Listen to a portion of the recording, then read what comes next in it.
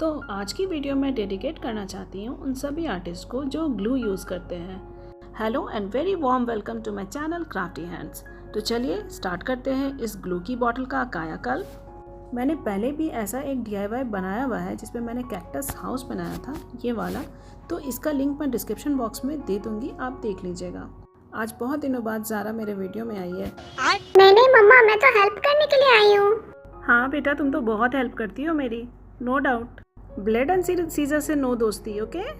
चलो अब हम इसे वॉश कर देंगे और अब ओके बाबा, ओके। अब हमारी ये बॉटल कट तो गई है लेकिन थोड़ी सी नंगू पंगू दिख रही है, तो हम यूज़ करेंगे यहाँ पे कार्डबोर्ड और इस जार को खिला पिला के थोड़ा मोटा कर देंगे, बिल्कुल इस तरह से, लेयर बाय लेयर।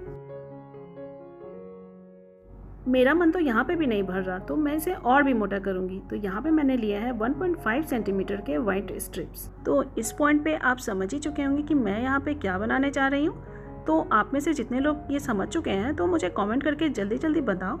और हाँ, चीटिंग बिल्कुल नहीं, अभी वापस से कोई थंबनेल नहीं देखेगा, ओके।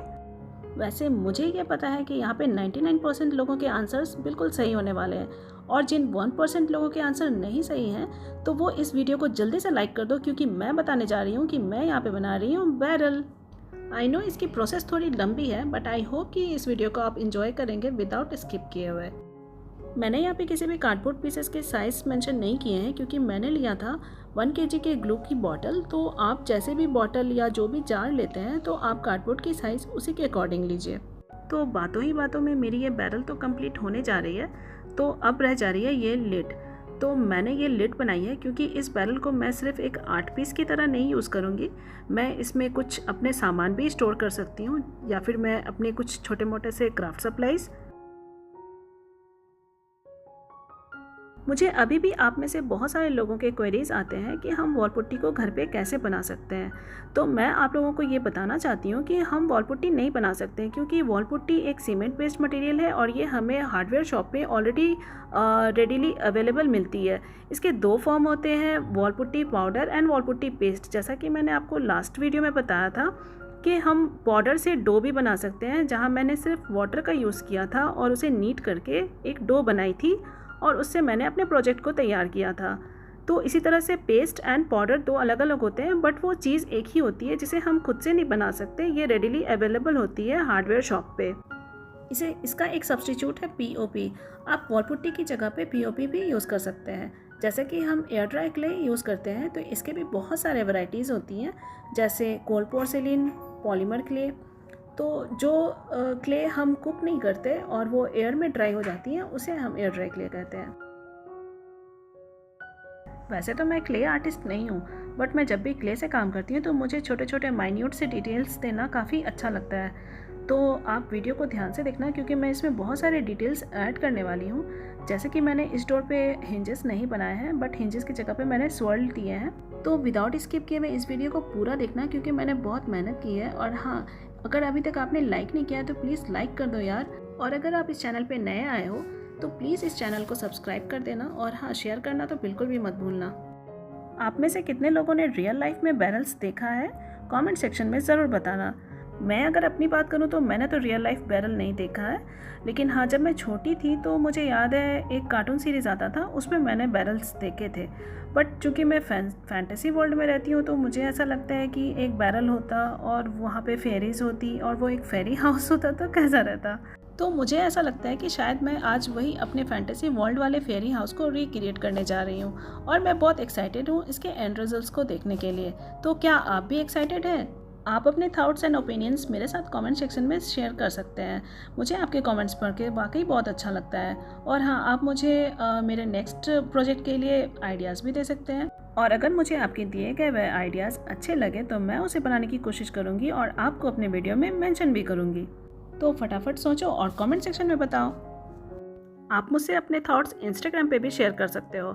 अगर आपने मुझे इंस्टाग्राम पे अभी तक फॉलो नहीं किया है तो मुझे फॉलो कर लो, लिंक आपको डिस्क्रिप्शन बॉक्स में मिल जाएगा।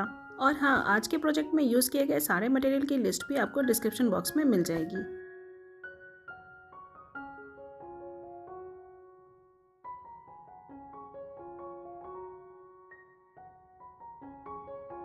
मैं यहाँ पे बना रही हूँ छोटे छोटे से फ्लावर्स।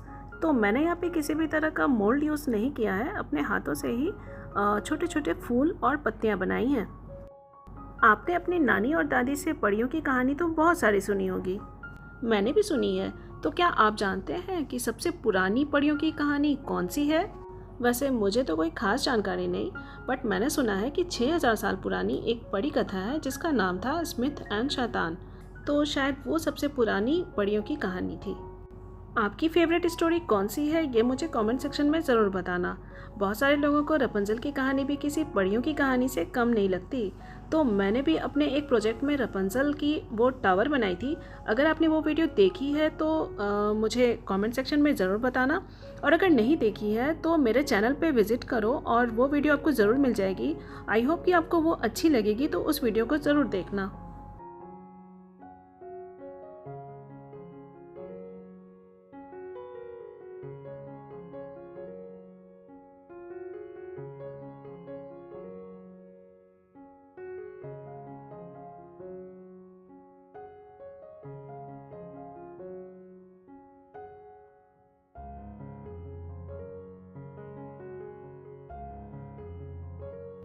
तो क्ले की डिटेलिंग करते करते हम यहाँ तक पहुँच चुके हैं कि हमारा क्ले वर्क अब ऑलमोस्ट कंप्लीट हो चुका है। तो चलिए मूव ऑन करते हैं कलरिंग की ओर। तो मैंने यहाँ पे यूज़ किया है acrylic paint, and wooden effect के लिए मैं यूज़ कर रही हूँ डार्क ब्राउन शेड्स। एंड इस पर मैं फिर अप्लाई करूँगी लाइट एंड डार्क दोनों ही तरह के शेड्स, ताकि ये बिल्कुल लकड़ी जैसा इफेक्ट्स दे।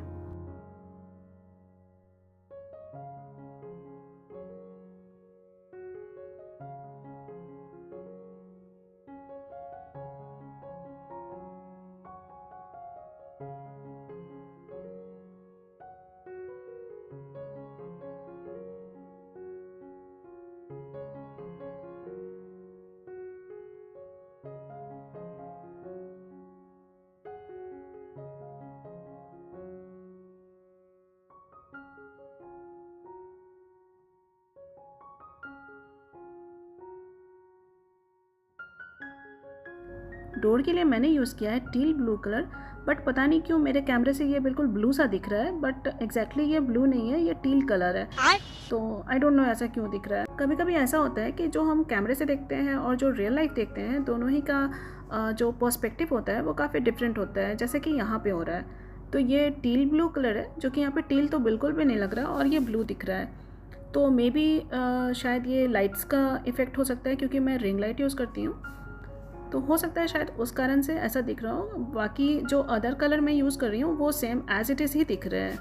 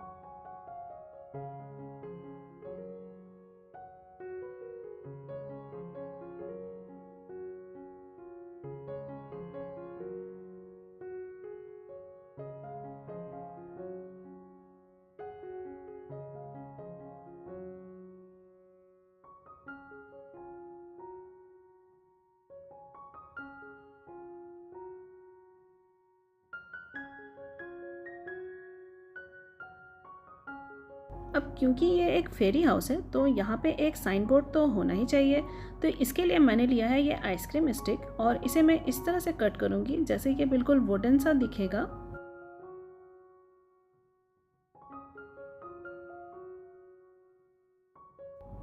साइड से इस तरह से कट करने पर यह बिल्कुल लगेगा वुडन जैसा।